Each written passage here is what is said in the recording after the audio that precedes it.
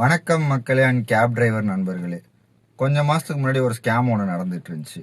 ஆனால் இப்போ ஒரு 5-6 மாதமாக இல்லாமல் இருந்துச்சு. இப்போ மறுபடியும் அகைன் அந்த ஸ்கேம் வந்து பண்ணிட்டு இருக்கானுங்க.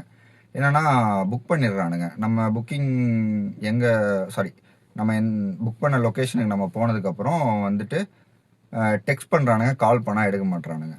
டெக்ஸ்ட் பண்ணிட்டு இந்த மாதிரி வந்து உங்களுக்கு நான் ஓடிபி வந்து சொல்லிடுறேன் ப்ரோ, உங்களுக்கு நான் வந்து அமௌண்ட் அமுச்சு விட்டுறேன், நீங்கள் அந்த ஸ்பாட்டுக்கு போயிட்டு அந்த ஒரு பர்சன் வருவாங்க, நீங்கள் அவங்கள்ட்ட காசு கொடுத்துருங்க, பேலன்ஸ் உங்களுக்கான இதை எடுத்துட்டு அப்படின்ற மாதிரி சொல்கிறானுங்க.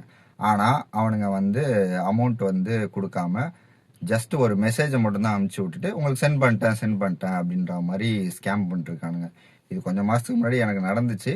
ஆனால் நான் கொஞ்சம் நம்மளுக்கு கொஞ்சம் இதை பற்றி தெரியுன்றதுனால கொஞ்சம் சேஃபாக இருந்துக்கிட்டேன். புதுசாக வரவங்க ஏமாந்துடாதீங்க. அது மெசேஜ் தான் அனுப்புவானுங்க, அக்கௌண்ட்டில் பணம் வந்திருக்காது. அதே மாதிரி வந்து அவசரப்பட்டு யாரும் ஓடிபி போட்டுறாதீங்க. ஓடிபி போட்டுட்டு அதுக்கப்புறம் அந்த லொக்கேஷன் போயிட்டு யாரும் இல்லை, நம்மளுக்கு கம்ப்ளீட்டு ரைடை வந்து கம்ப்ளீட் பண்ணோன்னா அமௌண்ட் வந்து ஷோ அப் ஆகும். ஏன்னா அங்கே யாரும் இருக்க மாட்டாங்க அந்த அமௌண்ட்டை கொடுக்கறதுக்கு.